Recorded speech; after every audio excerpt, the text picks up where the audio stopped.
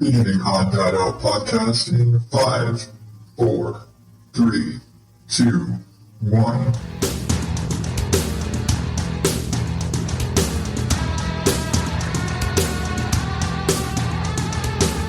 Welcome to the ODO podcast, where normal is not my specialty. I am your host, as always, the... Fucking hell, I don't know what to say this time. Adam Higgins, the Odd Dad Out. And this is the show where I ramble and rant if I can think of something to say. And I tell you about stuff that I think you should check out, or not. And generally tell you about just whatever the hell's going on in my head, because I don't know. Fuck. It's gonna be one of those days, isn't it? How you doing out there, oddballs? Oh yeah, I'm part of Opening Spiel. You can find me at odddadoutpodcast.com and oddadout on the socials and blah blah blah blah blah. Sorry, I could go back and re-record it, but what fun would that be? How you doing? It's been a fun week. So, because of COVID stuff, I just spent 2 weeks not working. And then last Tuesday, I was finally back to work, and holy fuck, did my body just... It doesn't take long, apparently, for your body to just be used to not doing anything and getting fucking lazy, and then just like, huh? I have not worked. I worked Tuesday through Saturday, my normal schedule. Not even a heavy workload for most of the week. And yet, 2 days off later, my legs are still on fire. My legs are still killing me. Like I haven't been working on my feet for the last 20 years. God, that's really scary to think about that I've been working like my entire career, my entire life. I've worked in food service, or now I'm a carpet cleaner. I've always been working on my feet. I haven't had a desk job. This is the closest thing I have to a desk job. And so I'm used to being up and on my feet and walking and walking and walking for 8, 10, 12 hours a day. Never mind that, I've got 4 kids. I don't exactly sit down much. And so why the fuck do my legs hurt so much right now? Son of a bitch. And it's not like I didn't, wasn't still up on my feet and doing house shit when I was home from work from COVID shit. I still had laundry to do. I still had to get up and take care of the yard and tend to the garden and all that shit. It's not like I didn't spend 2 weeks sitting in bed. Holy shit, I'm whistly today. Damn. Hope I can take that out. But it's weird. I don't know. I have to assume that the reason my legs are so sore is just because I didn't go to work for 2 weeks. But yeah, it's not like I didn't fucking do something. It's not like I was sitting in bed and my all muscle atrophied and shit. I just didn't have to push heavy machines around for 8 to 10 hours a night, whatever. And still, like I said, my workload was super light this week. It really was. I had a super easy week as far as like workload goes. So I really don't know why I'm so damn sore today. Maybe it's I was thinking, it was like, maybe it's because I spent time out in the garden, but I was sore when I got home from work on Saturday. So I doubt that was it. How about you? You dealing with anything? Like, seriously. Because I don't get this. What the fuck? I guess that I have to assume it's just because I suddenly got back to work, but fuck, I'm sore. I'm still sore. I've been sore since Saturday night, and it is currently Monday night, and I am fuck. Rewinding. How are you? Man. All this shit. Man. The world is crazy shit right now. And I don't want to get into the world because the world fucking sucks. The world is full of jackasses. But, it's been weird the last few weeks. Like everything going on, and, I still got kids to worry about. And I've talked about our oldest. He's kind of we'll just say, Charlie's kind of an asshole. I mean, he's my son, so, comes to me. But, comes by it naturally, as the old folks say. But, he's just kind of, if I had to say there was one kid who pushes back the most, he's the one. And, he's the one that basically anytime, he's just argumentative as fuck. And, we're just, I don't want to sit here trashing my kid. I don't. But if there's one, he's probably the one of the boys who gives us the most grief and fights and argues and complains about every fucking thing. If one of them is in trouble, it's him. 9.5 times out of 10, it's him. Usually for mouthing off or sneaking onto some shit he's not supposed to be doing or something. Fighting with his brothers. Kind of the standard shit, just set to 11.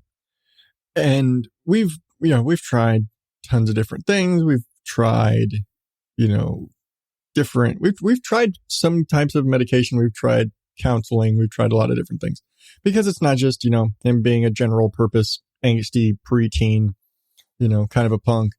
He's just like, the way to the level and the way he fights and argues and resists and all the shit. It just got to, it's been a pain. He's been a pain in the ass.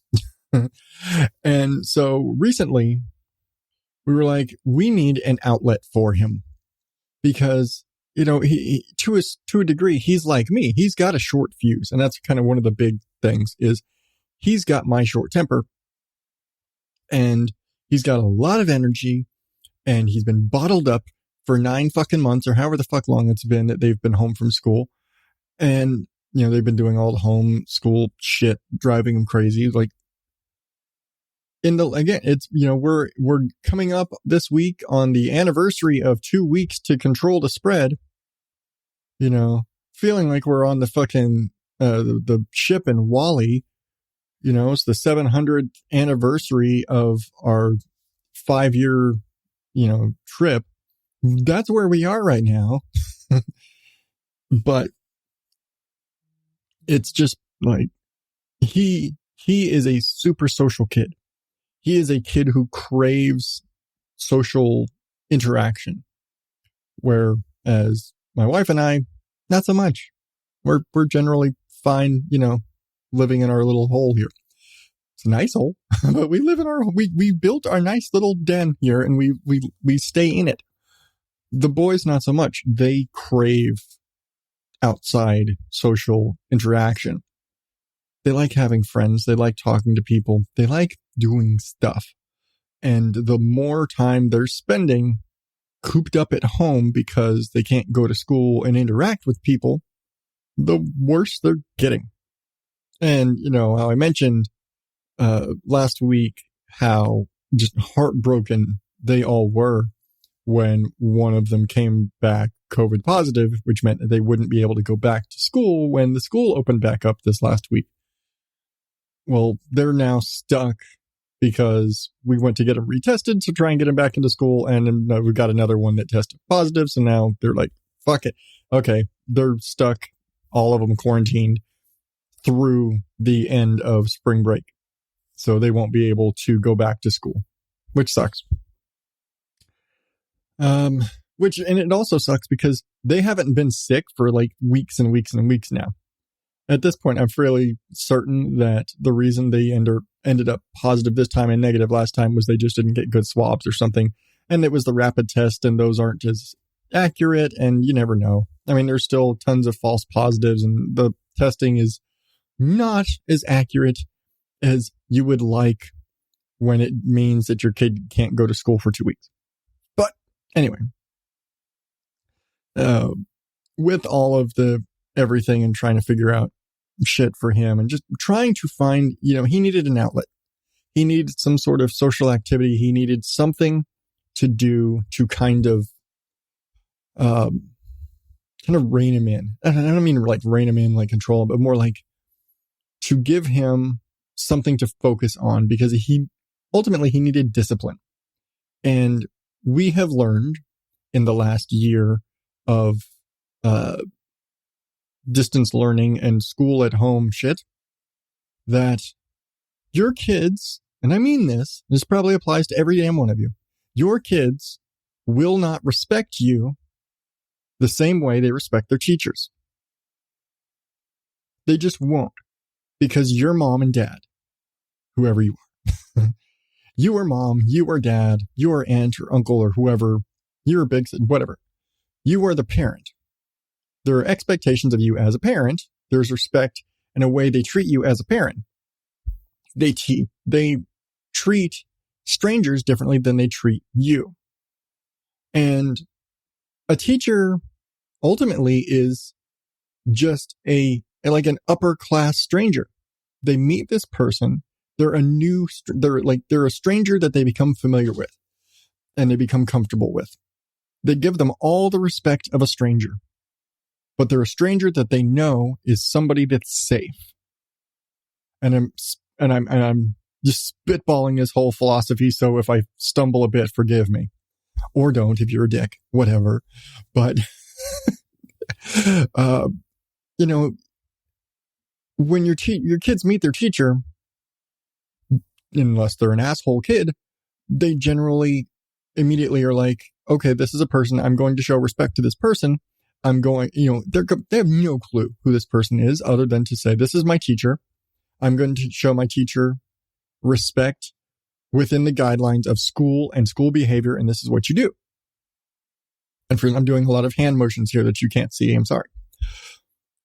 But it's very different from the respect they show a parent, or lack of respect they show a parent, because they're so familiar with you, because they're with you all the time. For the first damn 5 years of their life, they're with you 24/7, unless you're at work or whatever.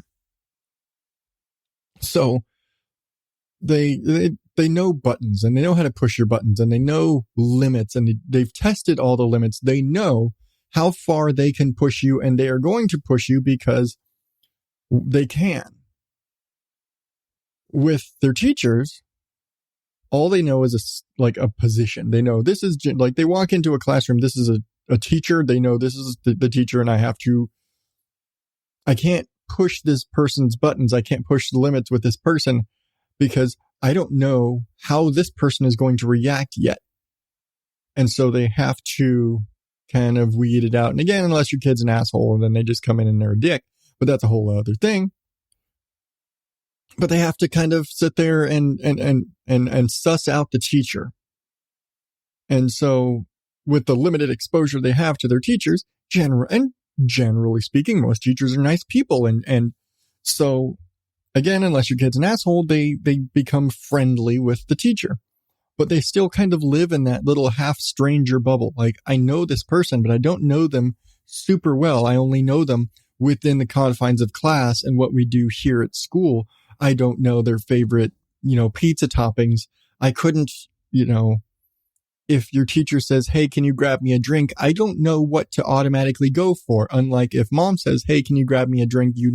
Get me the Dr. Pepper. Or what, mom doesn't like this. Hey, can you get me a glass of juice? Get the grape juice, not the apple juice. If dad says, get me a glass of juice, you get the apple juice, not the grape juice. Not that my kids do any of that shit for us. They usually make me do it, but kids are assholes. But it's kind of weird. So we've learned in our whole year of distance learning that it doesn't matter how much time I spend with my boys as their teacher with their lessons. I'm sitting there with them doing the lessons with the workbooks, and we're watching the videos and we're doing the things. And even know how many times I've said, look, when you're at home, when we're sitting here in the study with all the desks, that I am your teacher. I'm your teacher in here right now during these hours while we're working on this. I need you to show me the same respect that you would show your teachers, because you would not talk like this to your teacher. And they'll, they back sass and no, I don't want to do it. And all that sort of same shit that kids do when they don't want to go to school. When they're at school, they're kind of stuck. They're already fucking there. They can't do shit about it. But when they're sitting there in front of a laptop or whatever, and they don't want to do their work, they just sit there and fold their arms and throw their pencil against the wall, or slam the laptop shut or whatever, or turn off their iPad or turn off their camera on their iPad or whatever, because they don't want to participate. They don't want to do the work, and they're going to mouth off to you, not to the teacher. They're mouthing off to you, and they have no problem telling you, fuck off, I don't want to do this. Maybe not all my kids are really small, but that they have no problem mouthing off to you about not wanting to do school at home. But pull up the threat of telling their teacher that they just said that. And they get, oh, no, please don't tell her. Telling my youngest that I'm going to tell his teacher about his bad behavior is more of a threat to him than telling him, I'm going to tell mom what you just said. Never mind, he doesn't give a shit what he says around me, and that he's misbehaving around me because, did I mention my kids are assholes? Pretty sure. So it's interesting. Anyway, jumping back to just the whole, the kids respect teachers and these outside authority figures more. These part strangers, they don't have the super deep, intimate relationship that they have with their family members, even like my boys and all, between all the brothers, and the relationship they have with my wife and I, and with their aunts and their cousins. And, it's a different respect. The same as like the different respect between, that your kids have for you or for aunts and uncles. It's different. My kids like my sister way more than they like me. And maybe I guess it's just that part-timiness of it. But I do have a point here. But all that going back to saying, trying to find a balance with Charlie, because when it comes to so much shit, there's just this massive lack of respect. But he has that respect for teachers and people of authority outside of the home. And he's got all this bent up frustration for not having this social structure, social outcome, social outlet that he has at school, where he can talk to other people and interact and learn and do different things and just get out and, exert himself, go out on the playground, which right now they can't even do, but to go out and do something. And he just needed an outlet. And we're like, what the hell are we going to do? Because we've tried all these different things. We've tried to work with him. We've tried, hey, you can play these games and we're going to work with you so you can do this and you're going to do this. And then inevitably he would exploit the privileges, take advantage of what we would give him and end up losing it. And be like, hey, we'll let you do this here. We'll let you play Roblox, but you have to do these. You make sure your chores are done. You've got to make sure you're doing this. And yeah, we'll get you Roblox cards, get time so you can buy premium, so you can make the most of your experience because, hey, you and all your friends play this game. Sure. This gives you a way to still connect with your friends from school. Great. We understand you need that. And then go and find out that at 1 a.m, he's sneaking on to play this game and sitting there under his blankets in his bed playing this game at 1 a.m. And then when it's time to wake up for school at 7, he's completely knocked out, shit like that. Told you he blows it.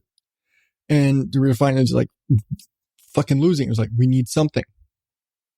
And we finally found a thing to, I realize I've danced around all this and been all philosophizing, but we signed him up for karate.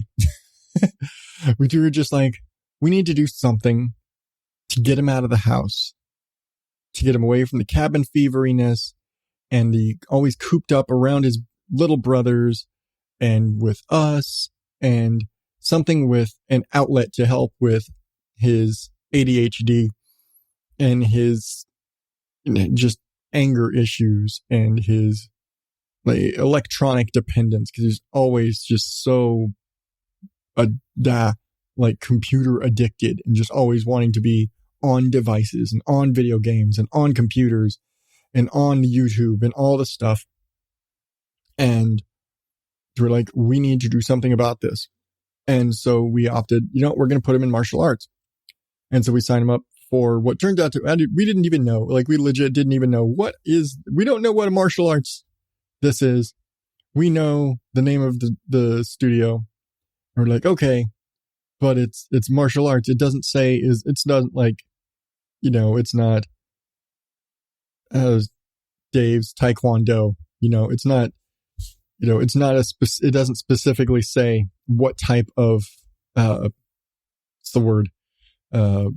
What particular form of martial arts? Is it karate? Is it Taekwondo? Is it judo? Is it jujitsu? I don't know.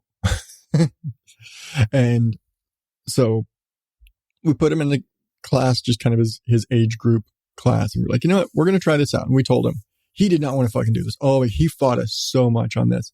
We're like, on Monday, you're going to martial arts. We're going to try this out. He's like, I don't want to why do I have to do this? And was so upset about everything and did not want to go. He was like, I don't know why you're making me do this. When we sat down and explained to him, like, you need to get out of the house. You need an outlet for your energy. You need something to help you focus and something to help you, you need to learn respect, and you need to be, and you need an out there in an environment with other people. And we're like, and you need some exercise. So we're going to put you in this, and we're going to do this for a month and see how you like it and see what you think of this. And we're going to go from there. And after his first class, the like free trial class, hey, you're good. Like a general, hey, we're going to try this out. And they give him his uniform and all the stuff. And he goes and does all the things. And I mean, it's his first class. He's never done any sort of martial arts or karate or anything like that before. And so it's kind of a mess. But, for his first time, and I give lots of props to the instructors. They did a great job with, because it's a wide range of ages in this class, and they call them their Karate Kids beginners martial arts. And so there's a pretty wide range of kids and kind of skill levels, but generally they're all beginners. They're all there in their low level. And, again, he's got no experience with this. He doesn't know how to stand right. When the teacher, says, stand up straight, or when they say, low position or anything, like, he doesn't know what the hell it is. But the instructors are like, it's kind of one of those, okay, look around. What's everybody else doing? Do like they are. And if he's doing something a little bit off, or his form is a little bit off, or, oh, he needs, oh, you need to point your toes straight, or you need to bend your knees more, or, put your tuck your elbow back like this, or hands up a little more, all those little, adjustments for proper form and everything for the different things.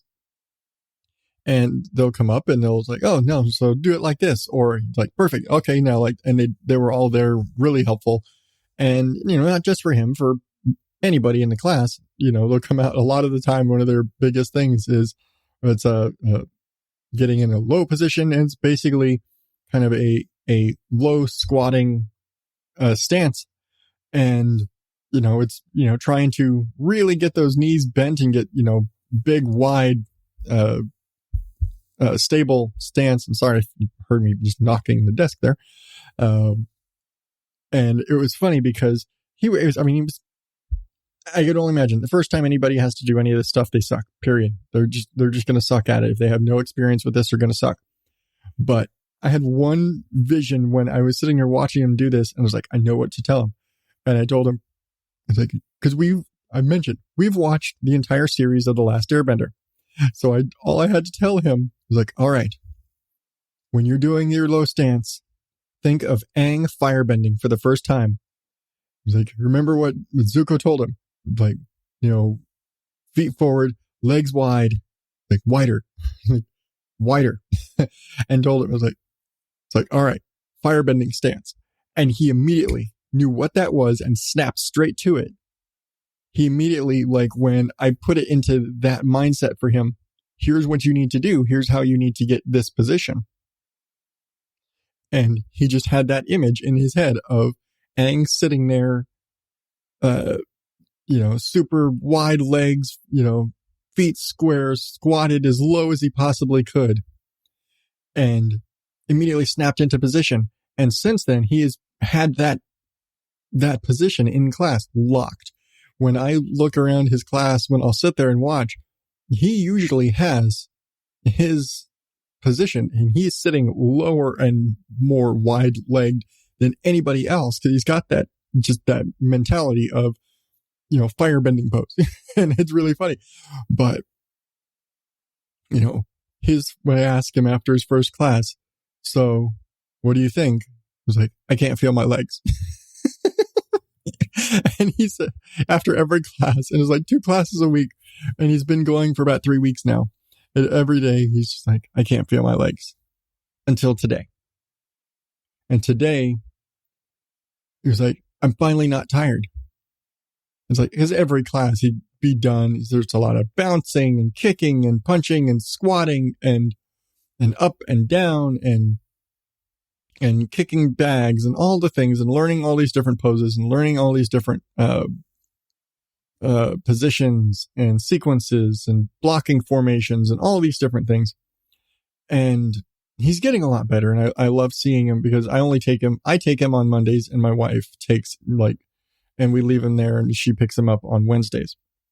And so it's like, I see his progress week to week. I don't see it class to class. And watching him today compared to what he was last Monday, or compared to what he was the Monday before, and watching his progress has been really cool. And again, since I get to miss a class in between, I don't get every little bit. So I get to see his progress in a little bit bigger jumps.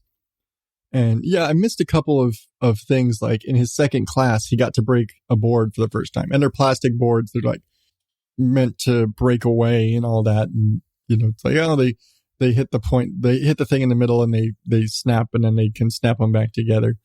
And I guess they do a thing in there where to raise money for charity, they sell the wood boards, and you can break wooden boards, and it's like $5 a piece, and you can break the wooden boards instead of the plastic ones, and you get to take your boards home and all that stuff. We're not there yet. But, watching him today and looking and seeing, like, in a lot of things, he is better than kids who've been in the class. Some of the kids, he's a white belt. If you know anything about martial arts, white belt's the starting belt. That's where you start with everything. And there are kids in there who are yellow belts and orange belts, which I don't know what in scale really at this point. But there are kids with higher belts in the class who he is actually having he's having an easier time doing some of the skills that they're falling for. One of the silly things they do, I say silly, it's a valid thing. It's a hopping round kick where they've got to hop back on one leg and do 10 round kicks in the air, and while hopping, hop, kick, do 10 of those. And then without putting their foot down, switch, like hop and switch feet. And then, all right, hop 10 more kicks.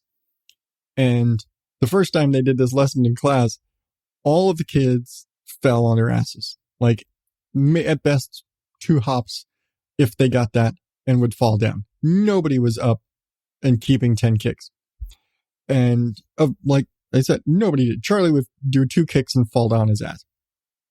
to be expected. He's never done anything like this before.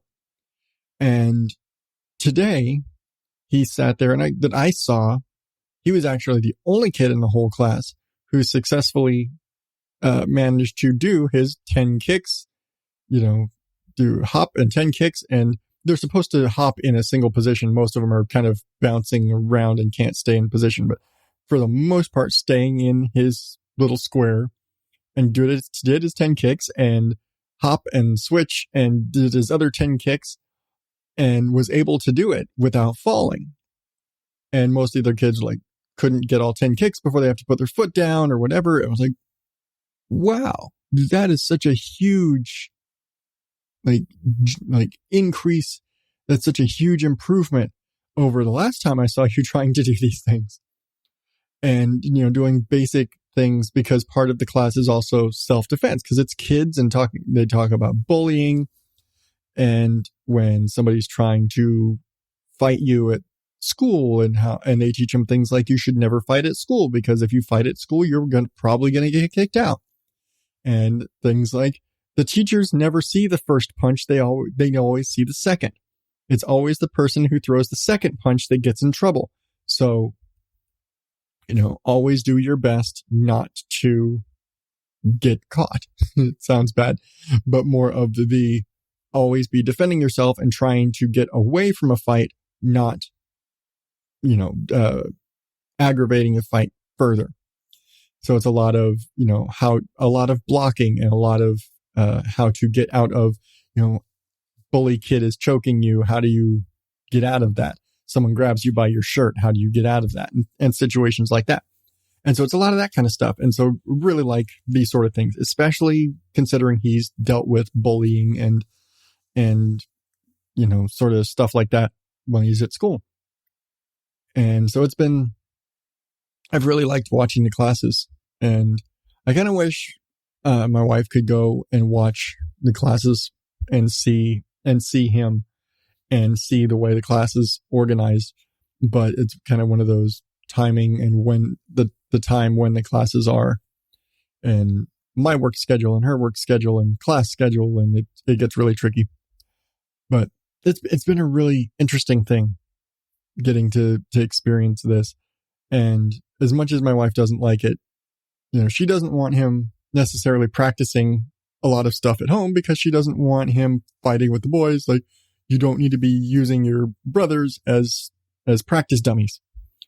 And I told him today they had a kind of a blocking drill, and they were like, hey, all you parents, can you come and help us with this?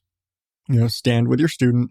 And basically I got to go and try and choke him or more like put my hands on his shoulders or whatever.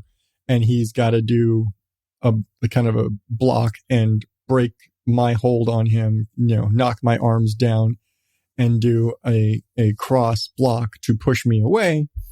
And then a 1-2 cross punch. And so I've got to go from choke him to basically defending myself and blocking his, push, and then hands up to catch his punches. And, they're like, oh, we don't need you pushing your parents around or anything, but, just do it, do the maneuvers. And I told him, I was like, no, push me. Like, no, punch. It's like, if you're, he's sitting there and he's punching my hands, and I can feel that he's holding back. And I'm like, no, punch. No, hit as hard as you can, because if you're in a real situation, you don't want a fake punch. You need a real punch. If you have to punch somebody, you need it to matter. You need to really punch. You need to really push me. It was like, you're not going to hurt me. It was like, as long as you don't punch me in the face, I'm good. Just go. Aim for my hands and punch as hard as you can. And he got it. And it was really funny because we're doing this. And I was like, tell him, I was like, no, do this, do the thing. And, we'd go through the whole sequence, and I'd jump back on him and like, and wrap my hands around him, and he'd be kind of shocked. And I was like, don't sit there in shock of, oh my God, you're choking me. That's the whole point. I'm choking you. You got to stop me. Do it. And making him do the things. And I told him, like, if you want to practice your maneuvers, you want to practice your forms at home, and you need somebody to practice with, you can practice with me. But, school still got to come first and all that. But it was, my wife doesn't like, again, she doesn't like the idea of him practicing, punching and kicking and fighting and stuff. And I was like, but if he's doing it with me, and he can use me as a practice dummy, because I'd rather he practice with me than do this with his brothers or hurting anybody else. And we already gave him the very firm, if you ever use anything you learn in class against your brothers, you will never take another class and you will never leave this house again. Got to put a little bit of fear in him. But it was really funny when we got home and we were, my wife, we always kind of do the how was class and, tell my wife, like, hey, she asked how was class, how did it go? And I'm usually sitting there texting her, giving her updates. Oh, he's doing so much better. It's like these kicks are doing great. And I sent her a video of him doing some of his stuff. And, so we went to go show her this whole, we're like, oh yeah, they asked the parents to help. And we're going to show her the whole, kind of form and the whole process, the whole procedure. And we're like, yeah, so I do this. And then he goes like this, and he grabs the arm and he throws it, like turns and throws his arm down to break my hold on him. And when he does that, I'm standing there facing him. He goes arm up, then hard swing down to break my, basically he puts his arm up between my arms and then goes with a big heavy chop straight down and back to break my hold and knock my arm away. And when he does this, because of the angle that he was standing and the angle that I was standing, he goes full fist, full force, because that's what I told him to do, straight into my junk. Just like, granted, he's 11, but you know what? An 11-year-old fist, when he's throwing it at full speed, straight to the balls. Yeah. Couldn't get mad at him. Wasn't mad at him. He did exactly what he should have done. And he did the maneuver worked completely. I stopped choking him. And then I sat down for a few minutes and a few minutes more.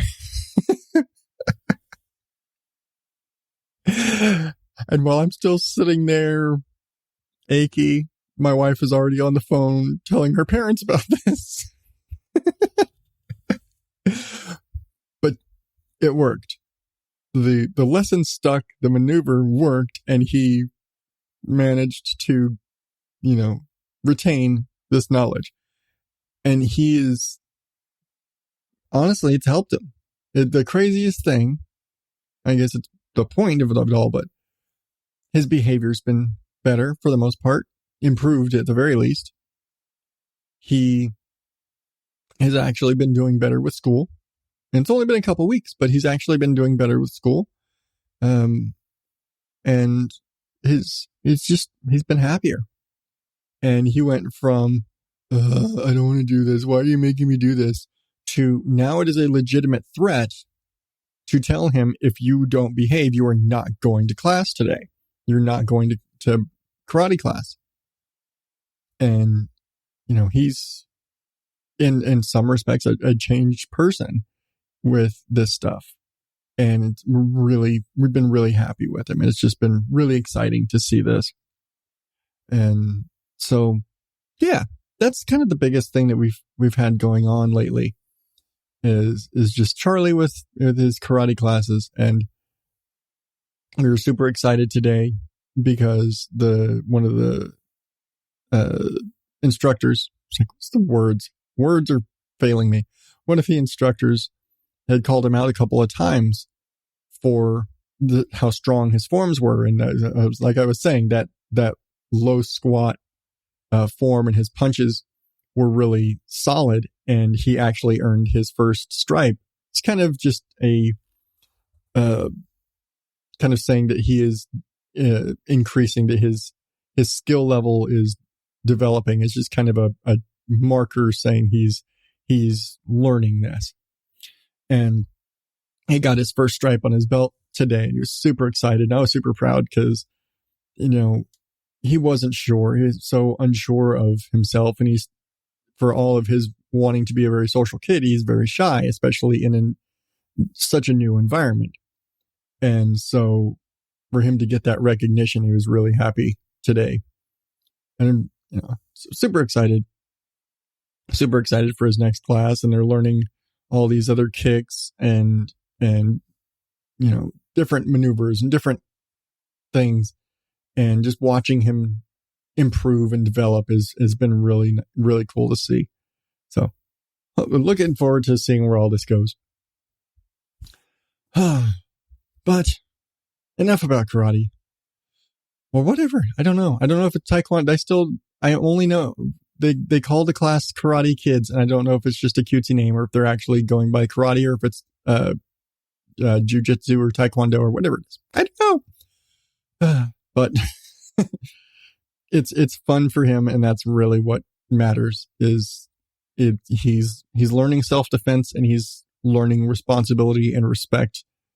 And he likes the class, he likes the instructors, he likes what he's doing, and he's getting exercise, and he's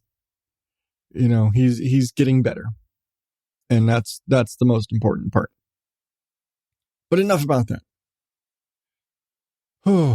So I told you guys last week, I need podcasts. I need your podcast recommendations because I don't know what to talk about, and I don't know what to write a review of, because I don't want to just keep going back and talking about the same stuff I've talked about before, but I guess I'm going to have to do that. Now, again, I never said I haven't written another review yet. Part because I didn't know what to write about, and in part because did I mention I'm lazy? I'm pretty sure I've mentioned I'm lazy. Well, actually, I've also been busy because, like I said, I've been getting back into the garden and really paying attention to that. And my carrots have been coming in, so I've been picking carrots, and my lettuce is going crazy, and I got to figure out what to do with all my lettuce.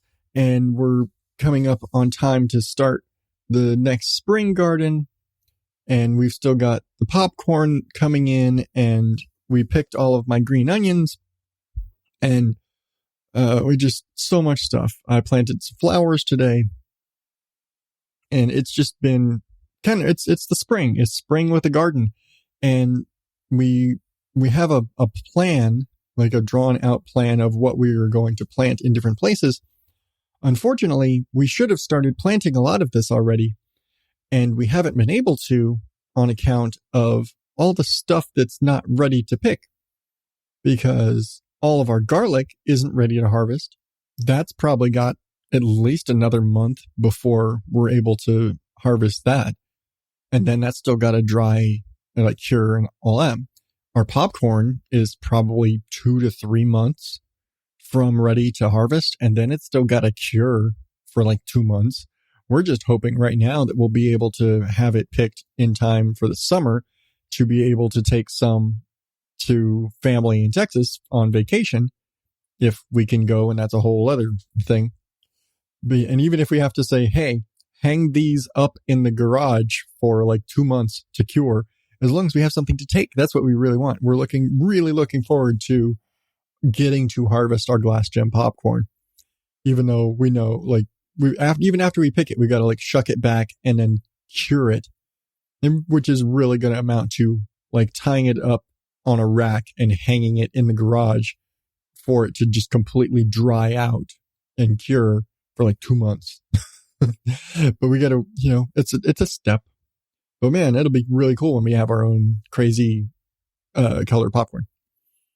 I said my lettuce is still going crazy. I gotta trying to get my sister to come over once her and the kids are all clear for them to come pick lettuce. Been trying to give some away at work. Our pepper plant, which we didn't expect was going to do much of anything, is now, because our winter was non-existent, is already producing peppers again.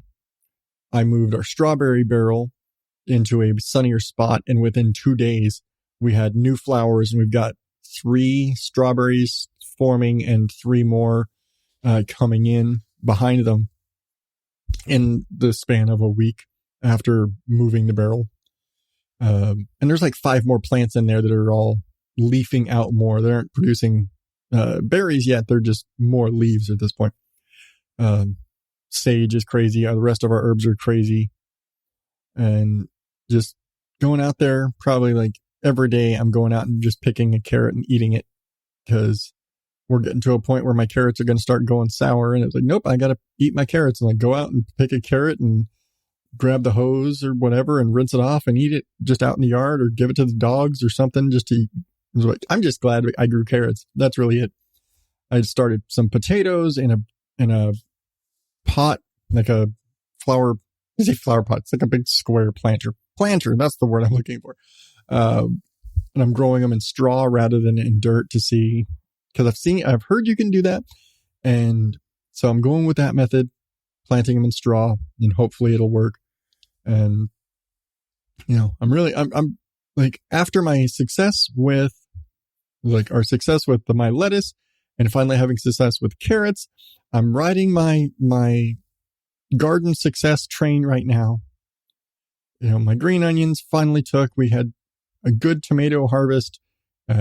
So I've got all this lettuce and carrots, and we had great, the peppers were but the popcorn's looking great. My garlic does look really good. It's just not ready to pick yet. And so we're looking at all this stuff and we're just thinking, I'm like, all right, I'm on a lucky streak. I'm going to get some potatoes. I'm going to do it.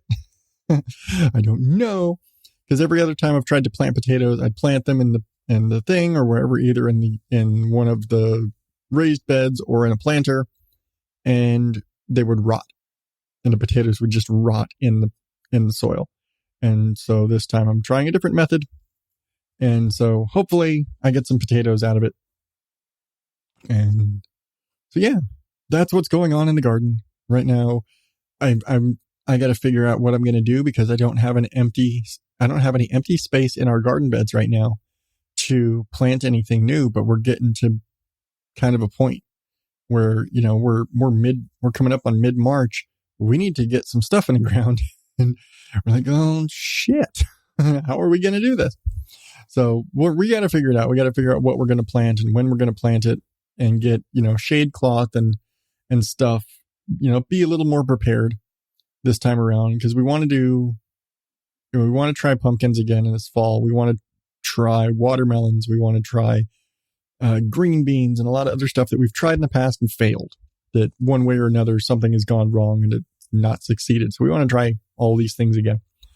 So we just got to figure out when, and space, and got to clear out space. I think the biggest thing is we've got so many things right now that are like take a long time to grow. That's kind of the big thing, is the things like the corn and the garlic is all over the place. But these things take like 9, 10, 11 months from when we plant them to when they're viable. So we're sitting there, well, shit, I can't do anything in this space because I've still got all this garlic here. I got to wait on this to finish. Or we can't do anything here because there's all this fucking corn. And so we're like, well, we got to figure out what we're going to do. But super excited. The garden's doing great. We're getting lots of stuff. The grass is coming back in the yard. Spring is looking good. So here's hoping, better spring garden and that things are looking better. Well, I was going to do a what's that I'm watching segment. But you know what? I've been going on for long enough and I don't want to keep rambling. We'll stick with karate and carrots today, which is probably what the episode title is going to be, because I don't know what else to use. And I'll let you know now. Next week we're going out of town. We're going to be renting a cabin. So I won't have a show next week. And I think it's better at least to do this now, because I didn't even think about it. I realized, wait, I won't have time to do a show next week because of our trip. I didn't think about it until I was sitting down to record this. I was like, wait, shit, it's a good thing I jumped back on this week, because if I tried to do it next week, I'd miss it and it'd be another week and just a whole mess. So good thing. But next week, no show. I'll give you a vacation update and a cabin update the following week, or maybe later in the week. I don't know. Probably going to be the week after. I'm going to try to get another podcast review up on the website and ready for that next episode. But I need your recommendations. Hit me up. Voicemail 516-636-7631 or email show@odddadoutpodcast.com. Instagram, Facebook, Twitter, Facebook group. It's all in the show notes. All the ways you can reach me. You know, send me a message, send me a voicemail, text me, drop it, you know, with a slide into my DMs, as the kids say. You know, let me know what podcast you think I should review next. And whether you think I'll like it or not, even at this point. Because like I said last week, I kind of want to find something that I don't like to review just because I would love to have, you know, be able to say, hey, well, you know what? They gave it their best shot without going out and randomly finding some show and feel bad shitting on somebody, you know, some random show, which I guess if you recommend it to me, it's still kind of theoretically possibly shitting on a random show, but it was a recommendation. But I don't know. I need fresh eyes, I guess. I need fresh perspective.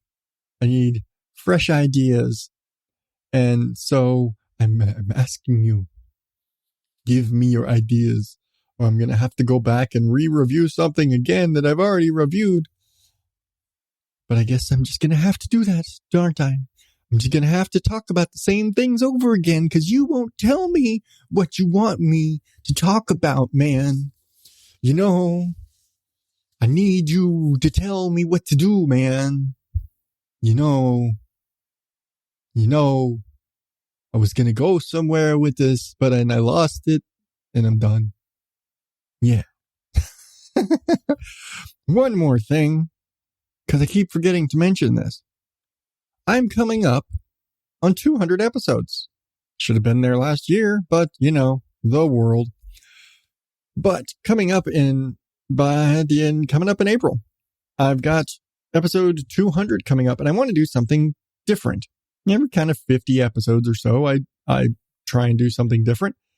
And for episode 200, I kind of want to do like a Q&A kind of thing. One more reason for you to send me your voicemails or texts, or slide into my DMs or email me. You know, use the little contact form on the website, odddadoutpodcast.com. Why am I having to stop and think what my website is? Damn it. But send me your questions. Anything, whatever the hell you want to ask me. I'm thinking I want to try and do like a live Q&A, totally ripping off Kate from Ignorance Was Bliss, and do kind of like a live Q&A in the Facebook group or on the Facebook page or something like that. Just to, you know, throw it out there. And hey, do the Q&A stuff and drop it in as episode 200. Because I want to do something different. It's episode 200. So that's coming up this week. Today, this episode right now is 198. So we have the extra week next week for you to get questions into me. And then the following episode talking about my trip is 199. We got only one more. So you got 2 weeks. You got 2 weeks to get your questions to me. And I will figure out if I'm going to be able to do this episode 200 live stream thing, or if I'm just going to, you know, pre-record my answers and release it in the more standard fashion. I don't know.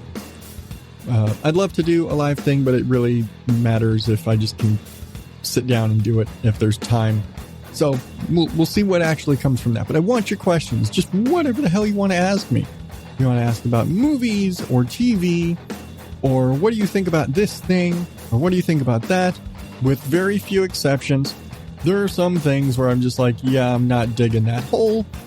Generally, you can probably guess. So, best judgment, whatever. Q&A for episode 200. Let's see what kind of questions you guys can throw at me. But until next time, oddballs. Oh, I'm tired. That's what it is. This is your host, the always fucking tired Adam Higgins, the odd dad out. You know, and I'm not even going to throw back to the start of the show because what for? But until next week, oddballs, thank you and good night.